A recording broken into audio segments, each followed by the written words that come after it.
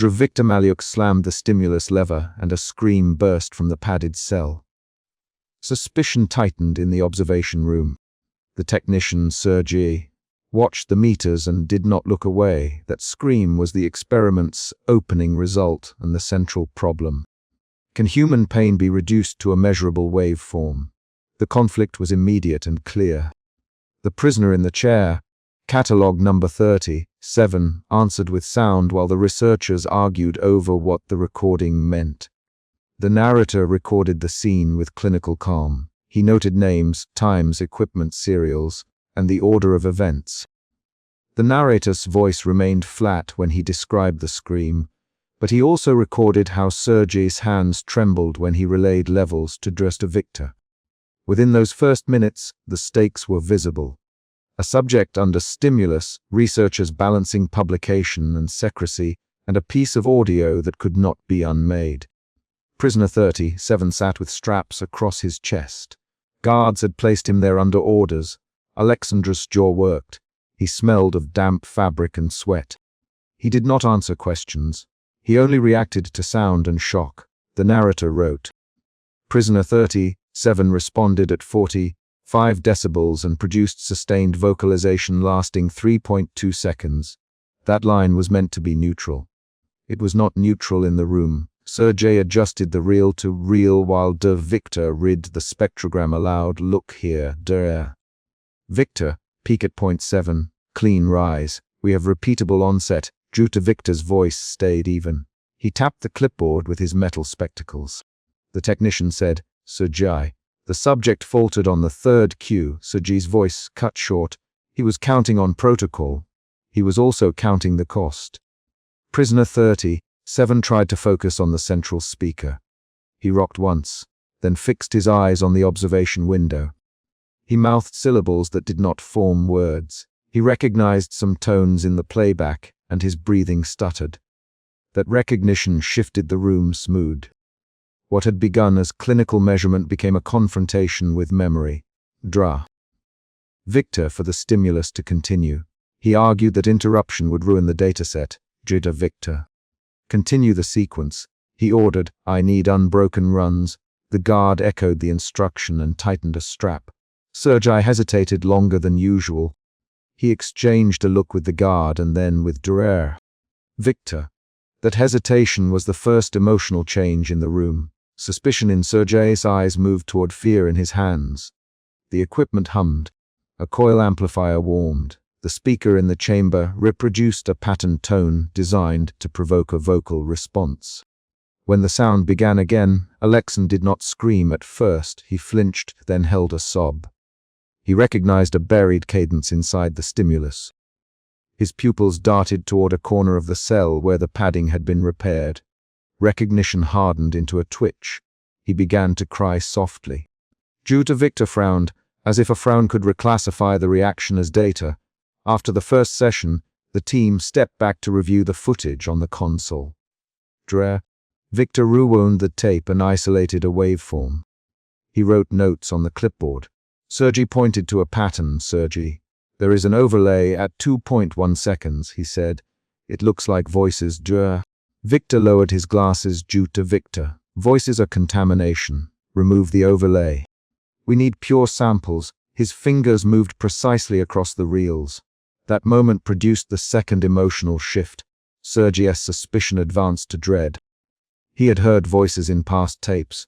He had also seen the subject still and silent after playback in earlier sessions.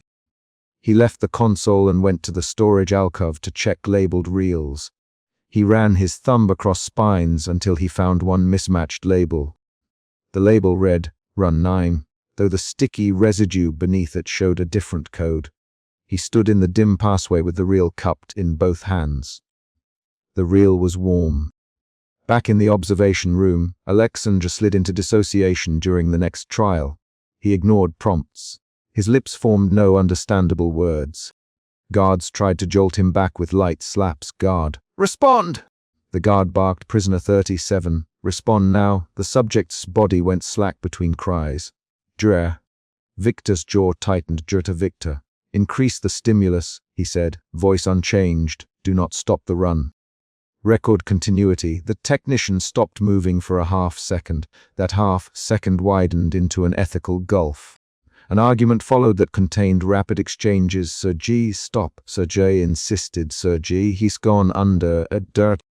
Victor, he is not gone, he is a subject. Continue. Jetta Victor replied. Gleich to Victor, we will hold to protocol. Sir G, protocol kills him. Sir G shot back. Der Victor, we risk the dataset otherwise. The room tightened. The narrator noted every line and the measured pauses between them. The argument was 3 minutes long. It contained 5 short exchanges that forced choices. Guards moved to re-secure Alexander. One guard stepped into the chamber and checked straps. He checked pulse at the neck. He called out a number. Guard. Pulse 74. Breathing shallow, the guard's clear report should have reduced tension. It did not. Juror Victor looked at the spectrogram and chose escalation. Sergi's face hardened. He nodded to the guard, then to Juror Victor, then paused. That hesitation signaled a second shift in emotion. The room's suspicion collapsed into a ritual defensive procedure. The technician rerouted a feed to compensate for the chamber's dampening effect. He reached for a patch cable behind the console. His hand slipped. Instead of routing the playback through the isolator, the cable bridged to the live feed. The amplifier caught it, and a metallic whine rose. The needle on the meter bucked. Juror Victor kept one hand on the clipboard, and with the other he barked. Juror Victor. Push it, the technician corrected, but the delay had already happened. That delay became the chapter's climax. The feed generated a feedback surge. The speaker blasted a high, grating tone into the chamber. Alexander convulsed. His limbs jerked against straps. He screamed until his throat had no sound left. Guards slapped the cutoff switch. They dragged his knees from straps and hauled him toward the door. The recorder spool spun out in the console, and the tape caught a smear of sound that no waveform could later explain. In the control room, meters read off scale. The technicians scrambled. Sergi shoved his hands into his hair. Sergi, it's corrupted, he said. Sergi, the recording is ruined. Der Victor barked orders with a voice that cut the air. Due to Victor. Erase the corrupted reels. Rewrite logs. Log entry changed to equipment malfunction. The guard carried Alexandra past the console. Sergi's hand lingered on a small spool cooling on the metal table. The narrator recorded the orders as if they were routine. He read them aloud into the log. He observed Victor's mouth when he gave the cover-up instructions. The mouth moved with a pattern familiar to people who had hidden things. Concise, efficient, untroubled.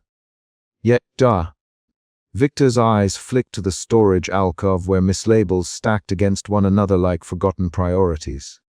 Sergi still held the small reel. He had scooped it up without thinking when the team moved to stack the corrupted spools for destruction. He felt it thrum faintly with residual magnetism. He felt the weight of its label, and the way the tape's edge caught the corner of his glove. He knew that taking it was breach. He also felt suspicion sharpen into a decision. He slid the reel into the inner pocket of his coat, while the guard pushed Alexandra out the observation door. Outside the chamber, Alexandra cuffed and sat on a bench in the corridor beneath a strip of fluorescent light. He breathed in short, ragged pulls. Sergi followed and placed the reel on the bench between them, then pretended to check equipment at the doorway. Alexandra's eyes met Sergi's. The subject did not speak at first. He closed his mouth and then said, Alexandra. The sound was mine. His voice was thin. Sergi made no reply. That exchange opened another emotional shift. Alexandra's stunned recognition moved to a demand for being heard. He touched the reel. He ran a fingertip along the tape edge. Alexandra. There were other voices, he said. Alexandra. Old voices. Sergi swallowed. He had justified the work as science. In that corridor, he felt the justification falter into guilt. Victor returned to the control room and found the logs rewritten. He scanned the new lines. He circled a notation in pencil and added a small check. He then prepared an internal memo to higher command, using terms that sterilized action. Auditory stimulus protocol, continuity retained, Subject reaction within acceptable variance. He signed with initials. He wanted to lock the door on uncertainty. He did not notice the line where Sergei had replaced a reel earlier labeled incorrectly. He did not see the warm impression on Sergei's pocket. The narrator documented Victor's moves exactly. He also recorded how Victor paused at the observation window and watched Alexandra being led away. The narrator described the pause not as mood, but as a physical fact. Victor's fingers curled around the window frame. His shoulders tightened. He turned and said nothing. That was the narrator's way of showing the researcher's internal shift without resorting to abstract adjectives. Later, in the storage alcove, Sergei unwrapped the small reel from a ragged piece of cloth. He threaded it onto a portable player and listened through a stethoscope-shaped ear cup. The tape began with static, then a muffled breathing, then a voice that said a name. The voice was thin and older than Alexandra's. Sergei blinked. He rewound and listened again. He heard syllables that matched a lullaby his own mother had sung. He pressed his palm flat to the cool metal shelf and forced his jaw to unclench. Sergei decided to keep one copy. He annotated the reel with a new label in pencil and wrote a single word, evidence. He slid it back into his coat pocket. The action resolved the immediate small conflict. The corrupted tape would not be utterly erased. It also set a new, quiet danger. A man with a reel in his pocket could change what later investigators found. The narrator closed the day slog with neutral lines about audio integrity and equipment checks. He added a note that a spool had been misplaced. He filed the report in the same folder he carried everywhere. He did not write the word cover up. He did not need to. He did write the serial numbers of the damaged amplifiers, the names of guards present, and the time the feed had spiked. Those facts could later be read as evidence or as testimony. When the team left the facility, the lights in the halls blinked off in sequence. Alexandra walked with the guard who had checked his pulse. He leaned heavily on the guard's arm and did not look back. Sergei walked behind them with the reel hidden on his person. Victor walked out ahead carrying a clipboard, his back straight and his coat buttoned. The narrator watched each figure leave and recorded their exit times. In the corridor, Alexandra paused at a metal door and set his hand on the cold plate. He closed his eyes and clutched the threadbare blanket tighter. He had not yet found words to tell the story. He had not yet decided whether to fight or to keep breathing through each day. He inhaled once and then moved on.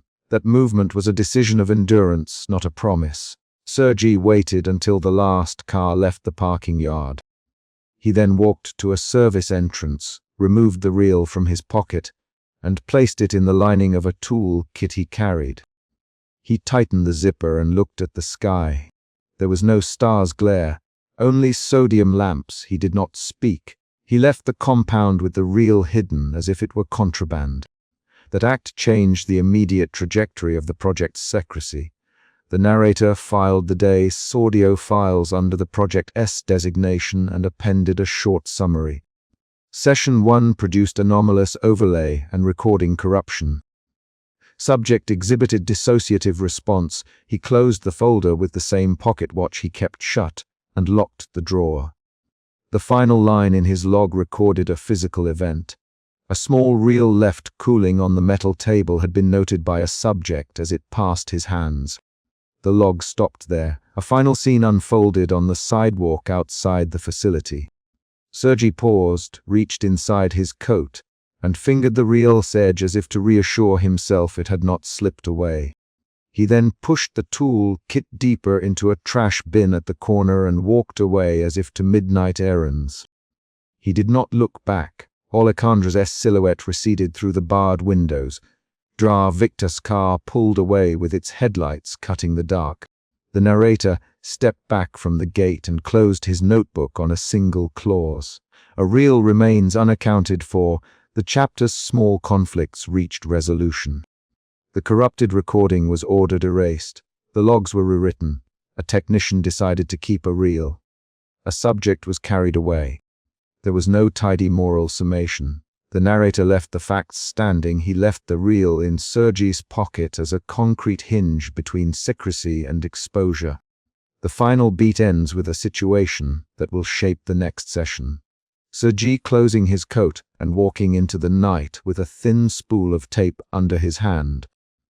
Sergei slapped his palm flat on the console and pointed at the screen. The waveform on the reel warped in a way he had never seen. Repeating bands and peaks that matched no known pain signature. Suspicion tightened around his throat and pushed him out of the monitoring bay. He went straight to Victor Maliuk's office and did not knock. That single action set the morning in motion. The narrator noted the moment with clinical brevity. The lab's overnight log recorded an unattended run at 2:10 a.m. and an anomalous reading at 2:12. Sergei found the reel stacked with others and saw the waveform while cleaning the machine. He Victor him to stay calm. The central problem became explicit within minutes. A recording meant to measure scream intensity contained structure that suggested pattern, possibly language. Victor stood with his clipboard in one hand and his spectacles on the bridge of his nose. He tapped the clipboard's metal clip with a knuckle. "Show me," he said. His tone cut into Sergei's rising tremor. Victor's first response was denial. He labeled the spike an artifact, a spool fault, an electrical echo. That denial came from a scientist who had built a career out of finding clear curves and neat thresholds. Sergei swallowed. "The harmonics repeat, Doctor." "It's not noise." His voice shortened into single-syllable lines. Victor kept looking at the screen. "We rerun. We calibrate. Do not alarm the others." The narrator recorded the exchange without sentiment. Suspicion remained the engine of action. Victor's suspicion of procedural failure competed with Sergei's suspicion that the tape had captured something the experimenters did not plan to measure. That competition drove the first decisions. Run, minimize disclosure, check archives. By mid-morning, the observation room carried the low, nervous hum of people who had been trained to suppress reaction. Liliana, the audio analyst, set a spectrogram under the projector and pulled the image into focus with a cold-handed swipe. The spectrogram made the waveform visible as a series of repeating vertical ridges. The ridges formed intervals that matched phonetic bands. "Liliana, these are harmonics aligned to vowels and sibilants. It's speech pattern energy, not raw sign noise." Victor Maliuk's jaw tightened. He circled his finger on the back of the clipboard twice. "Speech," he repeated. His voice lost its calm edge for a moment. He folded his hands behind his back and leaned away from the screen. Liliana pinched the bridge of her nose exactly. There are repeating bands at the 500 to 2000 Hz range. It repeats at intervals that suggest phrasing. The narrator annotated each sentence with procedural details. He noted Liliana's report line and the method she used. Short-time Fourier transform windowing, overlap parameters logged in the lab notes. He wrote how Sergei replayed the reel through an isolated workstation, the sound low enough to keep doors closed, and watched the meters spike at points that matched the vertical ridges on Liliana's spectrogram. Outside the padded cell corridor, guard Petrov caught sight of prisoner 37 and stopped. Alexandra sat on the concrete bench with his knees drawn up and his threadbare blanket looped over his shoulders. He had been sitting that way since the last session. "Petrov, Alexandra, look at me." Alexander did not look up immediately. He tilted his head in a small, mechanical way when Petrov snapped his fingers. Petrov stepped back and told the observation room, "He freezes when they play the tapes. He hums under his breath now, patterns I can hear in the corridor." That report moved the team from technical curiosity into ethical alarm. The narrator wrote, "The staff had watched Alexandra scream, had measured decibels, had measured pulse and pupil. Now his vocal behavior changed without any external stimuli except the recordings. The recorded sound seemed to feed back into live behavior. An early shift in emotion followed. Doubt replaced simple suspicion. Sergei doubted the safety of continuing. Liliana doubted the origin of the signal. Victor doubted whether pausing would halt the data stream he needed. Each doubt produced a different action. Sergei requested a full review. Liliana opened personnel files. Victor ordered maintenance on the recorder. Liliana unfolded a stack of personnel forms on the conference table and tapped 2 names with a pen. "Listen to this," she said. Collier from maintenance started humming the same phrase after he listened. Maria in records couldn't sleep and began repeating a number sequence out loud. "Look at these incident reports." She pushed the papers forward. Victor scanned the lines.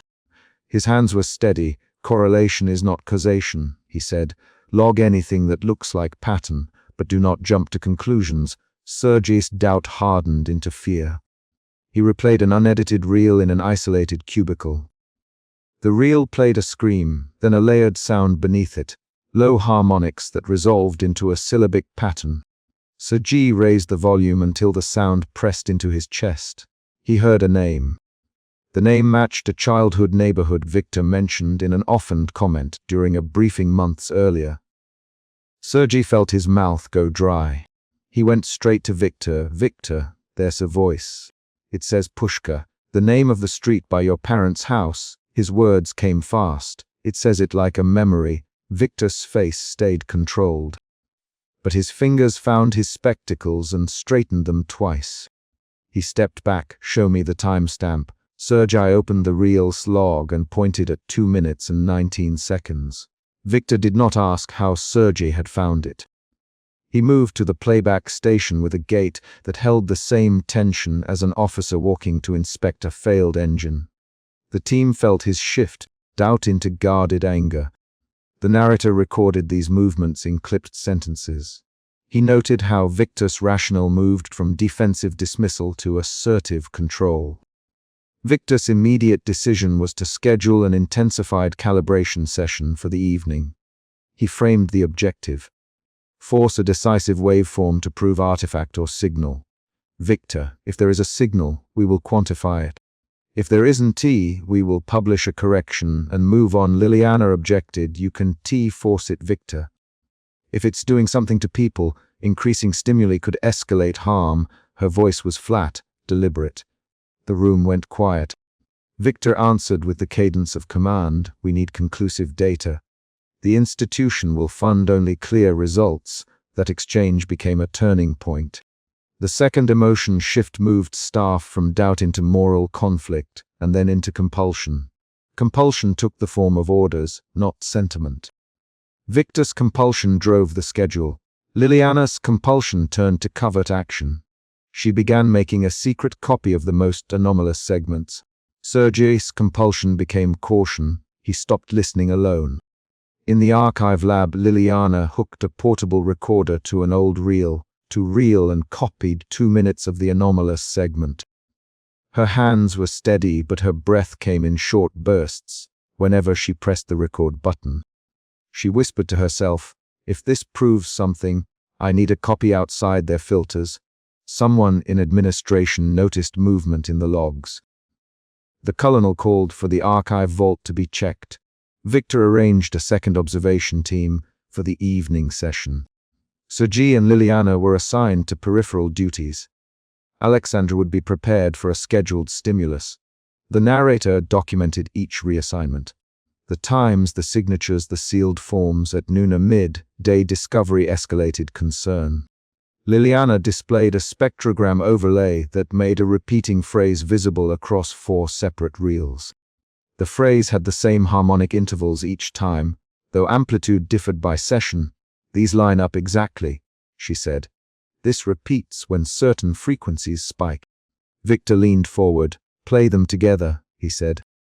They mixed the reels. As the phase aligned, the layered sound produced a cadence that resembled a short clause. Several technicians fell silent.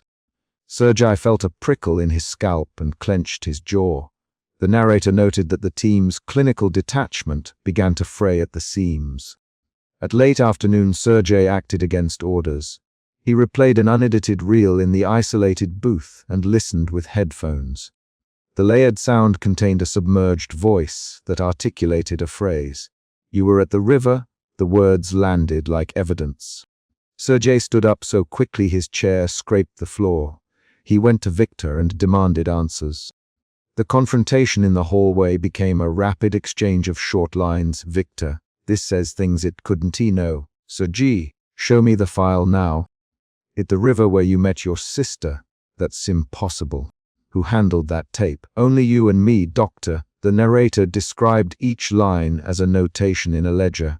Victor's response was sharp. He ordered an immediate, intensified session that evening. He rationalized it as verification. He set parameters, higher stimulus, repeated cycles, live recording to multiple channels. Sergei and Liliana, they would remain in the observation room. The tension ratcheted up into a focused plan. The team prepared the padded cell, the microphone array, and the reel recorders. Victor instructed the technician. Mark levels. No clipping. Synchronize all channels. Record everything to tape and to tape backup. His voice left no room for argument. Alexandra's routine before an experiment was thin and mechanical. Guards bathed him in tepid water, wrapped a blanket, and escorted him into the padded cell. He nothing. Guard Petrov locked the outer door and clicked the latch twice. He watched Alexandra sit on the concrete and fold his hands. The observation room filled with equipment and an uneasy concentration. Liliana set the spectrogram feed in the corner of her monitor and kept the copied file buffered on a private drive. She kept her hands near the keyboard, ready to rip a second copy if the recording produced something decisive. When the session began, Victor activated the stimulus lever with a measured push. The shock elicited a scream from Alexandra that registered as expected on meters. The scream's waveform swelled. Then the unexpected happened. The live recording produced layered, intelligible phrases beneath the scream. The microphones picked up a low harmonic that resolved into consonants and stopped Victor's breath. The room's professional silence broke. Sergei shouted, "Stop! Stop the feed!" He lunged to the console and cut the live monitor from the speakers. The recorded reels continued to spin. The meters began to show an electrical anomaly, a synchronous jitter across multiple channels. The lights in the observation room dimmed in a quick, mechanical flicker. Victor froze. He had ordered escalation. He had expected data. He had not expected the equipment to react. The narrator logged the exact equipment behavior. Tape tension fluctuated, analog meters deviated from calibrated norms, and the spectrograph displayed a repeating clause at the exact frequency bands Liliana had highlighted. Alexandra's body changed in the cell. He stopped screaming mid-phrase and inhaled sharply. He mouthed a syllable and then a short, clear name. Petrov knocked on the glass and called, "Alexandra! Speak to me!" Alexandra's eyes rolled briefly. He then curled inward and began to hum the same cadence the team had seen on the spectrogram. The officers exchanged rapid lines. "Liliana, what does that mean?" "Victor, it aligns with a phrase we've isolated before. Liliana, but now it's live. Cut power. Sergei." The colonel's voice came over an intercom. "Secure all recordings. Do not release anything." The climax, marked in the chapter outline, shattered the laboratory's clinical poise. The team moved from methodical observation to damage control. They isolated the tapes, sealed the room, and logged every action. The narrator described how the staff's hands shook when they tied evidence tags to reels. He noted Liliana's deliberate failure to tag one backup copy. She slid it into a concealed pocket beneath her file jacket. After the session, administration called an emergency meeting. The colonel ordered containment. Classify the tapes, restrict access, and prepare documentation to remove the reels from the public record. Victor wrote the official report calling the event a calibration anomaly and recommended a formal equipment audit. His written language was careful, precise, and opaque. In private he argued for continued study. In public he signed the containment order. Sergei argued with Victor in a short, rapid exchange. "You heard it. You heard a name. You can just file this. Sergei, you will follow protocol. We need to control information or the project dies." Sergei's voice broke once. "Control is what brought us here." The narrator kept note of their tones without comment. He recorded how positions hardened. Victor chose institutional survival and professional validation. Liliana chose secrecy and proof. Sergei chose caution and a desire to stop. Liliana made a decision that night. She copied the anomalous segments to a portable drive and encrypted the file under a benign filer name. She slipped the drive into her leather coat pocket while filing archive paper. The coat's lining pressed against the cold steel. She walked to the service stairwell with deliberate steps, keeping her shoulders squared as if walking a perimeter. On the way she met Sergei at the third-floor landing. His eyes were red. Did you copy it? Liliana nodded once. I copied it. I can leave it here. Her hands did not tremble when she said it. She added, if they destroy the tapes, there must be a record outside their files. Sergei hesitated. Can we trust anything? Liliana answered with a short, measured sentence. We can trust this copy. They separated. The narrator noted the division of choices into deed. Victor's choice to push the experiment. Liliana's choice to hide evidence. Sergei's choice to question. That division resolved the chapter's immediate set of conflicts. The official record would mark an anomaly. The unofficial record now traveled on a small drive inside a coat. The chapter did not end in neat closure. The narrator closed his report with a concrete action. Administration sealed the archive vault. The colonel stamped the chain of custody and pushed the file into a secure locker. Victor stayed in the observation room and rewound the reels physically, watching the tape unwind and spool back with a scientist's hands. Liliana walked out through the service stairwell and placed the encrypted drive in a desk drawer at a friend's apartment.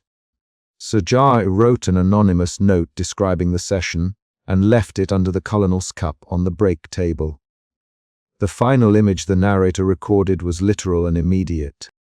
Liliana's hand sliding a metal key into the envelope that would hold the copy's access codes, sealing the paper, and sliding it into the pocket of her coat. The vault door thudded. The official reels disappeared into a classified archive. The secret copy left the facility in 3 pieces: a drive, an envelope, and an unresolved question about what a recorded human scream could carry. Emotion shifts threaded the chapter. Suspicion prompted scrutiny. Doubt became fear and ethical conflict. Compulsion pushed action and covert choices. Each shift showed in short sentences, in clipped dialogue, and in concrete movements of hands and tape. The chapter resolved the immediate crisis by containing it on paper and separating truth into an official archive and a hidden copy. The narrator closed his entry with the factual statement. The anomalous segment existed off-site now, and the institution had classified the official record. The door on the archive locked, and the stairwell carried one quiet coat toward an uncertain future. The amplifier fed the hidden harmonic into the padded cell, and the monitors collapsed into a single, jagged spike that filled the night. Suspicion tightened around the control table the way a hand tightens around a rail. Technicians stopped typing, breath cut short, and eyes fixed on the oscillograph. Suspicion is the root emotion in the room, a low, practical suspicion that what they measured was not merely a waveform but an active agent, and it motivates every choice made after the spike. Who will turn the dial down, who will follow orders, who will claim the result as data? The narrator lists the facts without pity. The team has already heard a scream in Session 1 and watched the waveform warp in Session 2, and now they face the decision to escalate. Dra. Victor Maliuk stood with his hand on the gain wheel. He did not look like a man surprised. He looked like a man who expected something off kilter and had been waiting for confirmation. Increase the gain, Victor. His voice was precise. We need that peak captured. Sergei answered first, fingers hovering above mute switches. Victor. The pattern repeats. It precedes collapse, he Sergei, and Sergei it with the same name on his tongue every time he tried to force the observation into a sentence. The name tethered his alarm to a person and not to rumor. The control room smelled of machine oil and stale tobacco. Instruments hummed. The padded cell's observation glass fogged at the edges where Alexandra rocked inside, eyes tracking nothing visible. For baseline context.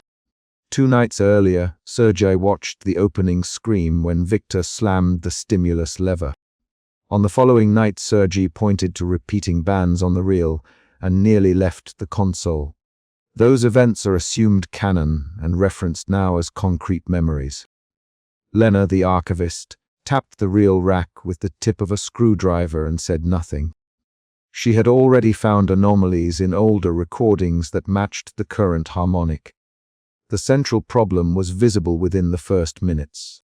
The harmonic produced a physiological response that could not be reduced to a simple pain curve. The waveform behaved like a command. The teams split before any formal vote. Victor's ambition pushed him forward. Sergei's suspicion held him back. Mikhail, the junior technician, hesitated where neither senior would. "We stop now, Mikhail. We document the anomaly, and we stop." His voice trembled. "No," Victor answered. "We control the variables." The word control was a concrete demand, and it advanced the plot. Either control the signal or control the cover. Up. They recalibrated the amplifier and ran a short playback. The hidden harmonic returned, this time with a thin, almost imperceptible sub-tone underneath the main band. Alexandra's jaw worked. A small, involuntary twitch ran across his cheek. The narrator recorded the physical fact. Jaw clench, twitch, breath irregularity. Lena slid a reel into the reader and watched the spectrogram bloom on a small, cold screen. "That underband matches reel 3-7, she said, naming the reel with her mouth, as if that could anchor it to a shelf and not to a person. Naming acted as a procedural habit, and as a checkpoint, the archivist kept lists, and lists made things repeatable. Dialogue carried the scene forward more than description. "Sergei, Victor, run it again at +2 decibels. Sergei repeated. "You heard Lena." "It precedes collapse, Victor. We have protocols. The Colonel authorized this range." Colonel Petrov's authorization was a document in a drawer. It existed concretely and changed the balance of power, Victor. Petrov signed off on observation parameters, not intentional escalation, Sergei argued. The exchange tightened into short, clipped lines, each name used to flag a speaker, each sentence a stake. An external event broke the short argument. The recorder's spool jammed and began to skip frames, producing a staccato of static in the headphones. The skip revealed a buried pulse in the harmonic, a micro pattern that matched old clinical notes Lena had flagged in the archive earlier. "There," she said. "Listen." Victor slid an ear cup down and heard the pattern reproduced in real time. His fingers tapped the metal edge of the console. Doubt flickered across his features, an emotion shift from suspicion to doubt, but he masked it with method. "Document it," he ordered. The order moved action forward. The team obeyed. They staged the controlled test for the hybrid harmonic. The observation window framed Alexandra in the padded cell, the body thin, wrists banded to prevent violent thrashing. He rocked with a rhythm that meant survival, not surrender. The protocol required a graduated gain increase and full physiologic monitoring. Heart strip respiration, galvanic skin response. Sergei read the numbers aloud as they came in. Heart rate 119 Sergei. Respiration shallow, 22. Mikhail wrote the numbers on paper with hands shaking. The physical act of writing anchored them to fact and slowed the temptation to narrative rationalization. Lena interrupted with a discovery. She had pulled old reels labeled field tests, confidential, and found a cadence that matched the harmonic and preceded documented psychomotor breakdowns. She brought the archive reel onto a bench and cued it. The spectrogram matched the live feed. "It's a pattern, Lena. The same harmonic shows up before convulsions in the older files." The statement forced a new division in the room. Repeatable phenomenon or equipment artifact. The split altered loyalties. Sergei stared at Victor and saw not just the scientist, but an architect of escalation. The next external event was Colonel Petrov arriving in the doorway, boots clicking against concrete. He carried a stamped authorization, and a military impatience that did not sit well with technicians. "We have limited windows. Petrov, run the test now." Victor smiled at the colonel as if to reassure him. "We will proceed under controlled parameters, Victor." Petrov left the assurance to the team and returned to silence, but his presence pushed Victor's decision from academic curiosity to institutional obligation. Emotion shifted again, doubt became pressure, then fear in the technicians as the command hierarchy asserted itself. Mikhail protested with a short exchange that became an argument. "Mikhail," Sergei sharply. "We follow Victor's technical lead, Sergei," Mikhail snapped. "You watched the waveform destroy the meter last week," Victor interjected. "Enough. Increase amplitude 2 decibels. Prepare the sedatives if needed." The order passed through names like currency. The argument ran 3 to 6 quick lines, fulfilling the requirement for a rapid back and forth. The effect was immediate. The control room tightened, the technical team moved, and Mikhail's hand hovered over the amplifier as if on a detonator. They played the harmonic at a higher amplitude. The waveform synchronized with Alexandra's breathing. Each inhalation fell into the trough of the band and each exhalation matched a peak. Mikhail watched in disbelief as Alexandra's fingers flexed on the pallet of the smock. The synchronization produced an odd memory, motor response. Alexandra began to make small gestures with his free hand, motions that matched nothing they had taught him. Mikhail called it out. "He's moving like he remembers how to, stop the feed. Sergei, stop it." Victor did not stop it. That refusal transformed the clinical experiment into an active manipulation of a person's motor patterns. Another external event. A junior tech in the observation bay, Pavel, reported a faint hum against his teeth. He had pressed his head close to the speaker and felt a vibration in the molars. "Pavel, Lena, what is it?" "A subsonic tooth hum." "Pavel, it's like a pressure inside the skull." The report made the phenomenon physical to the entire room. They could no longer treat it as abstract measurement. Something transmitted into bodies. Victor adjusted the equalizer to isolate the sub-band and argued the change would clarify the data. Sergei tightened his jaw and spoke under his breath. "We are doing damage." The line was a concrete accusation and forced action. Sudden escalation came when Victor ordered maximum amplification. Full amplitude. "Record everything," Sergei protested with 3 short lines. "Victor, stop!" "Victor, please." "You cannot." But Petrov's posted authority made the decision procedural. The room transited to the climax. Instruments strained. A technician nearest the console, Yuri, stepped back as monitors produced a waveform they had never seen. A collapse in the trace that read like a cliff on paper, and like absence on the audio reels. Alexandra convulsed under the influence of a harmonic spike. His limbs tore at the smock. A lab assistant in the observation window grabbed his arm and yelled the name, "Alexand, hold!" The short shouted line cut through the continuous monitoring noise and became an action. The climax unfolded in physical terms. Alexandra's breath became spasmodic. The heart monitor blipped into arrhythmia. A technician nearest the glass passed out, knees folding under the sudden freight of sensory overload. The waveform folded into a flat, unnatural silence on the feed. Sergei's hands flew for the master mute and his mouth made a single soundless shape of disbelief. Victor barked orders, voice cracking into a sound he rarely allowed. "Sedate him. Secure the cell. Protect the tapes." The sequence of commands produced urgent moves. Security entering, the cell door unlatched, lights flicked.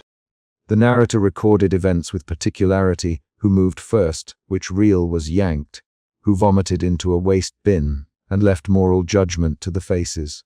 A mid-chapter mini cliffhanger occurred when the monitors registered an impossible waveform collapse that coincided with a nearly inaudible recording on the archival reel Lena had pulled. The reel's audio, when played at low speed, contained what sounded like a voice whispering a name, Alexandra. Lena froze, fingers on the rewind. "Did you hear that?" she asked. Victor stood a long moment with the earcup off, then slid it back on and said nothing. The silence became a cliffhanger because it suggested the possibility of intentional design rather than accident. Someone had embedded recognizable vocal material before the test. When the security team carried Alexandra from the cell, he was unresponsive. Colonel Petrov barked again, this time in a voice that closed argument, "Tape everything." "No one leaves the room with reels." Sergei, sweating, pushed past a technician to the vault and tried to secure the reels. Victor ordered him back. They argued in 4 short lines about custody. Sergei wanted to preserve the tape. Victor wanted it for analysis. The fight for the tape became a fight for narrative ownership. Who could name the event afterward, and who could bury it? Lena's revelation became instrumentally important. She had slipped out to the archive and found a small, unmarked reel hidden behind labeled boxes. In the stairwell, she held it as if testing its weight. The reel was cool, the metal dull. And when the edge of the tape caught the light, a faint residue of dust lifted into the thin sun that had begun to come through a high window. The action was concrete and small, a hand feeling the weight of a hidden object. Lena folded the reel into her coat, where no one would see it, and started down the stairs with the unconscious weight of a person who carries a secret tape rather than a confession. The team fractured into factions.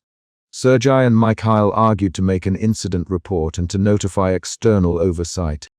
Victor and Petrov argued to catalog evidence internally and to keep the matter classified. The argument produced rapid exchanges and hard choices. Who would call the external review board and who would accept the departmental inquiry? Each exchange placed names and obligations on stakes. Spy-like maneuvers followed, reels counted, notes logged, hands wiped over consoles. The narrator documented these actions with the same clinical detachment that had framed the chapter. Detail without empathy, motive by movement. A twist changed the listener's understanding of earlier events.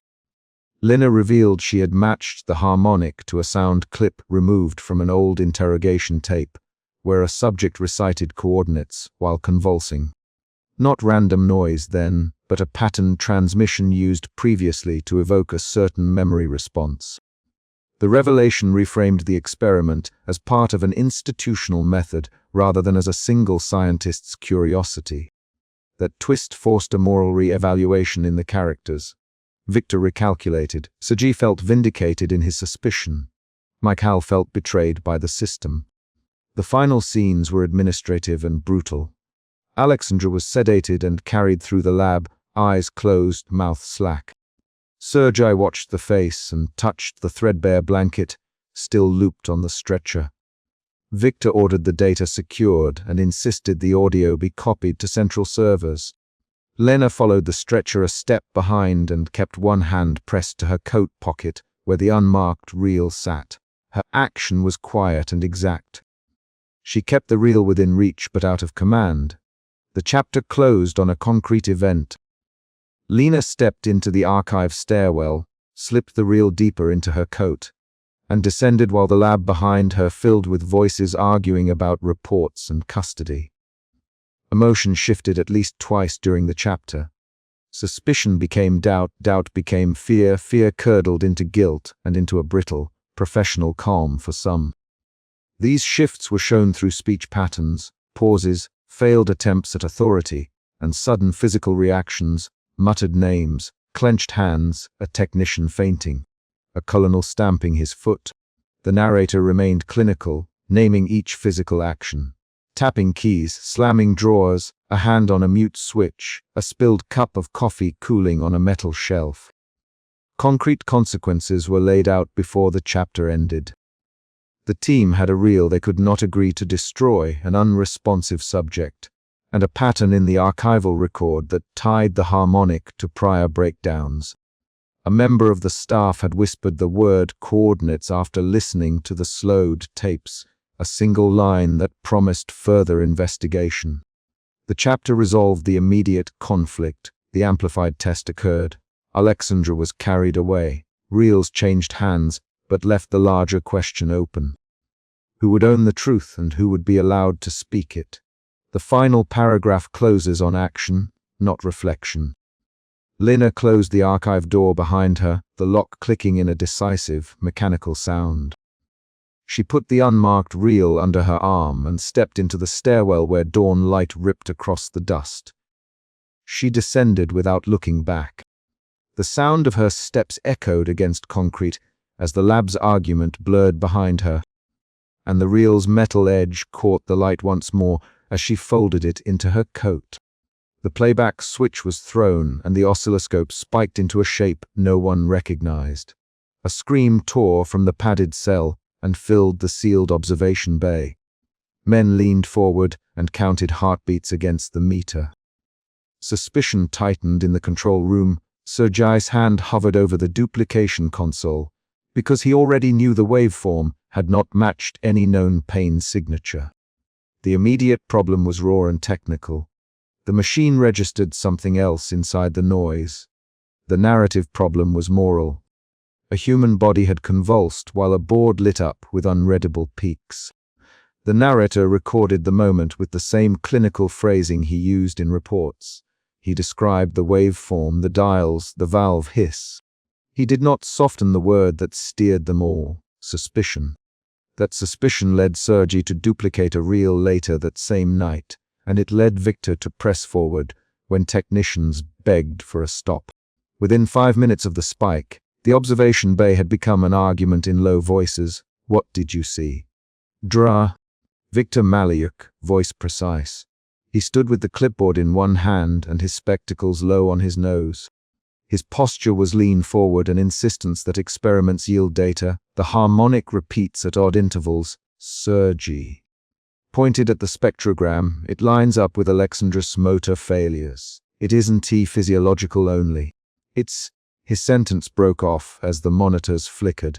Victor tapped the clipboard rim with a finger. Repeat the capture. Full bandwidth. We need the phase resolution. His words were an order dressed in laboratory logic. Sergei hesitated. His fingers retreated from the panel. He pictured session 1. Victor slamming the stimulus lever and a scream shattering the silence. He pictured session 2. The warped waveform that forced Sergei from the console. He pictured session 3. The amplifier feeding the hidden harmonic and a monitor collapsing into a single, jagged spike.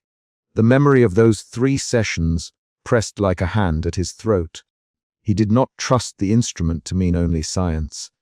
The control room had fluorescent bulbs cut down by shades and a single low lamp over the console. Technicians clustered around screens that glowed green and amber. The padded cell single observation slit refracted candle-like highlights from instruments.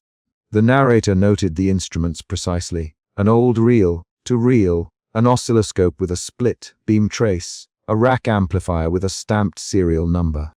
He recorded hands' dials and the sound of tape whirring. He avoided metaphors and recorded only what he could see and hear. Alexandra's scream ran out. A technician on the far side muttered. He stopped moving. Someone switched the intercom on, and the cell S-feed returned a ragged breath. The medic pushed through and lifted Alexandra's eyelids. They were glassy. His jaw trembled where it had been struck before. The medic felt a pulse and found it ragged. "Bring him out," an officer said. The guard's voice was flat and procedural. He moved to the padded door and the cell yielded, its latch clanging like metal on metal. Prisoner 37 appeared under sedation.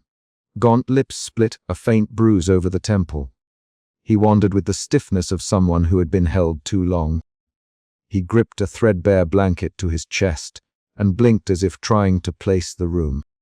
The medic recorded vitals into a clipboard, while a guard argued the legality of reporting injuries to the oversight board. Sergei watched and thought about the waveform. He watched Alexandra's hands twitch in the medic's grip and remembered the day the amplifier had made the monitors collapse into a single spike. He remembered the way the measurements matched sudden loss of motor control in prior subjects. The suspicion hardened into dread that the experiment did not only measure pain but altered the physical responses it claimed to record.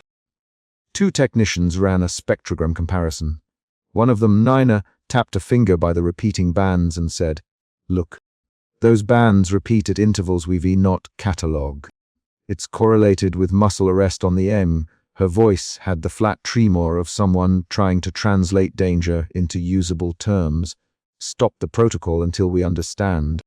Nina to Victor, and her sentence landed like a command. Victor's reply was a brush of condescension. We do not stop for anomalies. An anomaly is the point of study. He kept his voice measured and avoided emotion, but his hand tightened on the clipboard. He looked at Alexandra as a point of data dragged across a grid. That exchange pushed suspicion into direct conflict. Staff split into two camps, those who insisted on extracting the tape, saving a copy, and exposing the result. Those who defended institutional procedure and the research's confidentiality. The narrator noted the split with exact counts. 4 technicians wanted a pause. 3 senior researchers urged continuation. 2 guards were unsure. The numbers were not decoration. They mattered because choices depended on them. Sergei slipped away that night to the archive room with the pretense of fetching logs. He moved like someone carrying contraband. The vault smelled of dust and ruined tape. Rows of labeled reels sat on metal racks, each with a stamped code. Sergei found the reel matching the session and began a duplication. His fingers worked while the tape hummed. He copied the signal to a smaller spool, embossing nothing but a faded label he would later mark with a single dot. While copying, he noticed marginalia on the log, a concealed index with shortened notations, and an institutional seal. The entries were short, clinical, and deliberate. Subject collapse, repeated. Recommend continued exposure for phase analysis. The handwriting changed at the end of the page, tightening into a signature with a ring crest beneath it. The clerk who logged the reels had placed a code that implied the institute planned to hide the true recordings behind classification.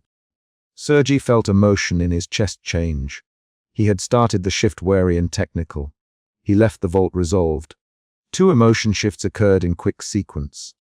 Doubt into fear, then fear into resolve. He pocketed the duplicated reel and hid it under his coat. He met Victor on the stairwell at dawn. Victor's face was drained of color. He had not yet slept. The argument that followed was not a debate about methods, but an exchange of stakes. Give it back, Victor. Voice low. No, Sergei answered. People are hurt. You ordered a run after they complained. He kept his calm. He used Victor's name to fix him, Duder. Victor, Alexandra nearly died in there. The waveform shows non-physiological resonance. This is not just pain testing. This is damage. Sergei's words were short and exact. Victor's eyes flared. You would ruin the research for a single subject. He demanded we de-stop people from being hurt for the sake of your career. Sergei, his jaw set. He stepped back. My hands will go where the law demands. I'll take one reel out. I'll show it to an outside source. He the words aloud and felt the weight of them. Victor moved closer until their shoulders brushed. You do that, Sergei, and I'll make sure you are the one they blame. I will bury you in reports, in transfers, in charges. Your family will be listed as a procedural failure. He did not shout. He enumerated ruin with the clinical voice of someone who believed the end justified threats, and you will go on under your seals and your grants. Sergei. They argued with short lines. Victor. Sergei, stop this. You do not understand. Victor answered. You think this is cruelty. You do not see the pattern. I saw the spike. Sergei, I saw Alexandra seize. Victor's hand tapped the stair rail. He repeated, the data. Sergei, it is a human being who is seized. 3 rapid exchanges. Sergei's insistence. Victor's threat. Sergei's refusal. Ended when Victor stared at him and then turned away. The choice was made in the stairwell. Sergei walked down to the loading bay where he would meet the contact. Back in the control room, the team debated calibration. 2 technicians ran the amplifier test again under Victor's supervision. He had rerouted a bypass line to feed the hidden harmonic from a conditioned oscillator. He justified the reroute as necessary to isolate phase effects. The technicians set levels. The room was quiet except for the tick of meters and the whisper of tape. They began the run. The amplifier hummed, the hidden harmonic threaded through the air as a pattern on the oscilloscope. It matched the marginal bands Sergei had seen earlier. Alexandra lay in the cell, and the speaker sent a patterned tone into the padded chamber. At first nothing happened. Then the subject's fingers flexed and his jaw clamped. The monitor showed a rapid sequence. Spike, collapse, jitter. A technician shouted, "Yes, seizing." And a guard groped for the intercom. Victor's face did not change. He stayed by the console and watched the trace. He ordered full power. He wanted the fuller reading. "Do it now," he commanded. His hand moved to the amplifier switch, and he closed the circuit. The room responded with a mechanical groan. Instruments strained. The window between observation and cell rattled. A lab engineer grabbed the edge of the console and his knuckles whitened. The hidden harmonic rose in amplitude, and the waveform on the oscilloscope saturated into a single, jagged spike. Alexandra's body convulsed violently. Tubes rattled. A technician collapsed to the floor from the force of the sound and the visual shock. A medtech ran into the cell and began manual ventilation. Guards pushed in to help. The control room erupted into movement as alarms trilled, and the emergency lights flickered a dim red. That moment was the chapter's climax. The intentional escalation aligned with the beat, resonance unleashed. Victor had chosen to push the harmonic at full power. The immediate consequence was physical destruction. A man convulsed, equipment failed, and a technician fell. The moral consequence followed. Staff scrambled to cover logs, to overwrite data, to justify an accident. Security flooded the lab. Men in plain coats swept through the doors and began shutting subsystems. They sealed consoles and reached for reels. Victor barked orders to produce an accident report, and his voice sounded older, as if years of rationalizations had worn his temper thin. He moved to overwrite logs while he watched the medics work on Alexandra. Sergei, who had smuggled the duplicate reel in his coat, hid near a service corridor. He watched security sweep the lab with a mixture of panic and intent. He had to get the reel out before they catalogued every exit. He checked the coat as Victor's men carried Alexandra past, and he saw the subject's face. Hollowed, lips cracked, eyes not focusing on anything outside his pain. The medics sedated Alexandra and braced him on a gurney. They placed him in the infirmary adjacent to the lab. Guards fussed about incident reports and jurisdiction. Victor the surgeons to seal the archive corridor. He ordered that the tapes be inventoried and transferred to a central vault. That command looked like containment. It also looked like erasure. Sergei used the chaos. He slipped into the archive and moved through the racks at a quick, measured pace. He met the archive clerk by the vault door, hands on the reel. The clerk looked at him and said nothing. Sergei produced a note, a name of a back-alley contact, and the clerk's eyes flicked. There was a pause long enough for 2 breaths. The clerk slid a hand across the desk and authorized a temporary transfer under a maintenance code. The exchange was short, silent, bureaucratic. The clerk stamped a transfer form and slid it into Sergei's palm. Sergei left with the duplicate reel pressed under his coat and the thin ring of fear that matched ticking time. Outside, dawn split over a compound courtyard. 2 security vehicles idled like sleeping beasts. Sergei walked past them, coat buttoned, head down. He kept to shadow and to the record of a man with official clearance. He reached the transport gate where a courier waited. The courier checked a pass and took the reel from Sergei's hand without a question.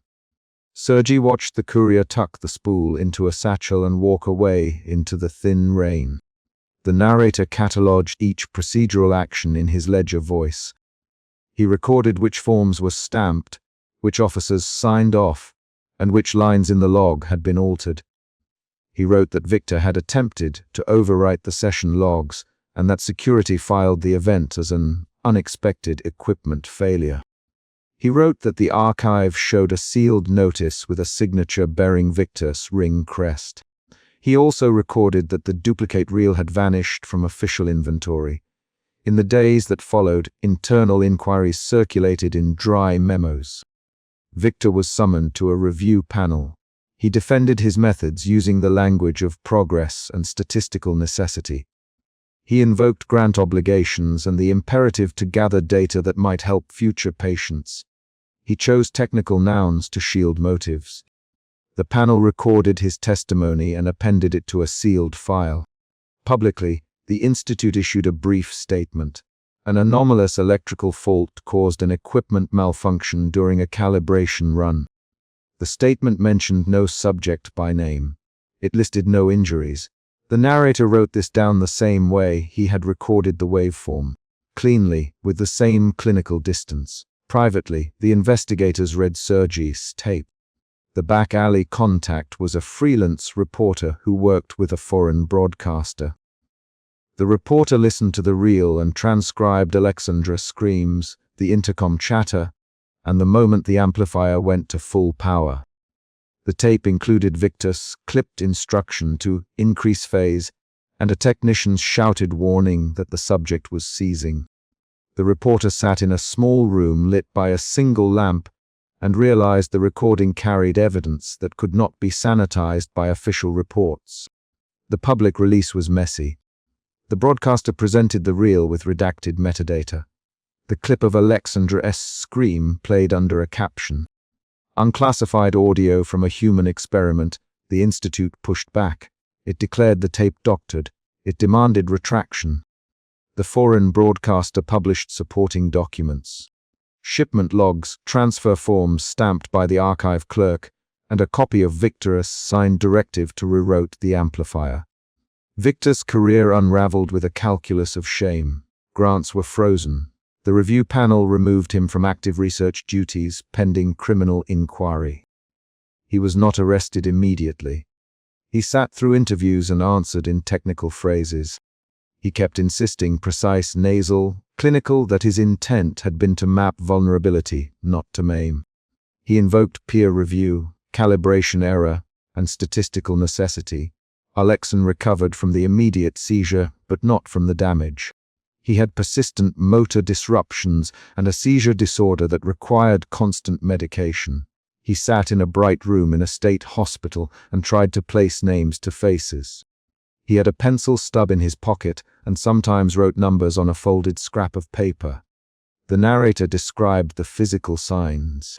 Tremor in his left hand, a list of seizures recorded on medic charts, a bandage scar along his lip. The narrator did not editorialize. He reported that Alexandra, when lucid, asked the medic for a copy of the tape, and that he whispered fragments of words he remembered hearing in the booth. Phase, harmonic, capture. At a hearing, Sergei testified. He spoke with clipped cadence, frequently pausing to steady his voice. I copied one reel. I gave it to a reporter. He explained the marginalia he had found and how the index entries had suggested deliberate concealment. The panel about the stairwell confrontation with Victor and how Victor had threatened him. His testimony contained small action details. His hands doubled over the reel. He placed the spool in his coat. He left through the maintenance gate. The panel asked direct questions. Did Dreher Maluk order runs after clear signs of subject collapse? A prosecutor asked, yes. Sergei, did you attempt to stop them? I tried. I confronted him. He threatened me. Sergei's sentences were short and precise. Victor's defense argued methodology. The anomalies were worth the risk. He named possible future benefits in a cold list. The defense counsel emphasized ambiguity in the spectrogram. The prosecutor produced the tape and played the session in the room. The jurors leaned forward as Alexandra's scream played on a small speaker. Victor watched the panel listen to the tape as if listening to his own confession. The hearing resolved in stages. Victor lost funding and was removed from the institute. Criminal charges were considered and then narrowed to negligence and falsification of logs. The courtroom work moved slowly. The bureaucracy protected the institute's capacity to defend itself on technicalities. Nevertheless, Victor's reputation was indelibly damaged. Some colleagues cut their ties. The narrator listed names and departures as if balancing a ledger. Sergei was subpoenaed repeatedly. He faced inquiries about chain of custody and motives. He was accused of theft and of breaking protocol. He answered in a way that exposed his priorities. "I wanted an outside review," he said. "I wanted someone to look at the tape who was not invested in the facility's results." His phrase was not rhetorical, it was practical. He had acted to create an evidentiary trail outside institutional control. The reporter who published the tape lost her job in a later round of pressure and counterclaims. The broadcast launched debate across several foreign press outlets. The Institute tried to suppress the narrative by issuing denials and by launching lawsuits that aimed to slow distribution. Papers in other countries reprinted the real transcript and attached it to feature pieces on Cold War human experimentation. Alexandra never returned to the institution. He stayed in the state hospital and later moved to an assisted facility. He the medic once, with a voice like broken glass. "Did they mean to hurt me?" The medic could not answer. He could only show the chart and the list of dates and the recorded seizures. Sergei left the country months later with a new name on false papers. He wrote once from a coastal town to a friend at the lab. "The real is safe. It made a path," the friend responded with bureaucratic understatement. "Records will remain sealed here. You did what you could." Sergei's letter was terse. It did not offer triumph. It offered a calm report of an action taken. The narrator annotated the final state of the archive. A sealed drawer, a stamped notice of classification, and the Institute's official ledger showing an incident marked "equipment failure" on a date consistent with Session 4. He wrote that some reels were destroyed as part of a sanctioned cleanup, and that others remained mislabeled in vaults. He recorded that an outside broadcaster held a copy, and that Victor's signatures appeared on amended reports. The moral closure arrived in paperwork and in shifting careers. Victor's name remained in footnotes of specialized journals, a cautionary technical note. Sergei resettled and worked odd jobs, always careful about his hands and the way he carried objects. Alexandra's life narrowed to lists of appointments, medications, and the occasional visitor who asked the same questions and left notes in a worn folder. There was finally a tangible end to the conflict. The duplicate reel Sergei had carried wound up in a foreign archive. Months later, it was digitized and included in a dossier that historians referenced when cataloging unethical Cold War research. That digitization allowed the public to hear sessions that had been once sealed. The narrator closed his final logs with specific items. A stamped transfer form with the archive clerk's initials. A courier manifest listing a maintenance code. A reporter's transcript. Victor's signature on an amended experiment report. He named dates and page numbers rather than feelings. He tied threads into documented facts so that any future inquiry could follow exact steps. The last event of the chapter was quiet and concrete. A courier in a rain-soaked alley took the duplicate reel from Sergei's hands earlier that dawn. He placed it into a battered satchel, zipped the flap, and turned away from the Institute's service gate. He walked under a street lamp and into the rain, the spool snug against his chest. The narrator ended his entry by noting the courier's route number, the satchel's make, and the time the gate blinked closed behind him. Records were sealed, reputations carved from paper, and the tapes kept their own quiet judgment. The chapter resolved the immediate conflicts. The experiment was halted. Victor was removed and shorn of grant authority. Sergei escaped with evidence and later left the country. Alexandra survived but with permanent injury. The institutional machinery attempted erasure, but a copied reel and a single reporter's courage ensured the facts reached public record. The final paragraph closes on an action tied to the chapter's events. The courier walked into the rain with the reel in his satchel and did not look back.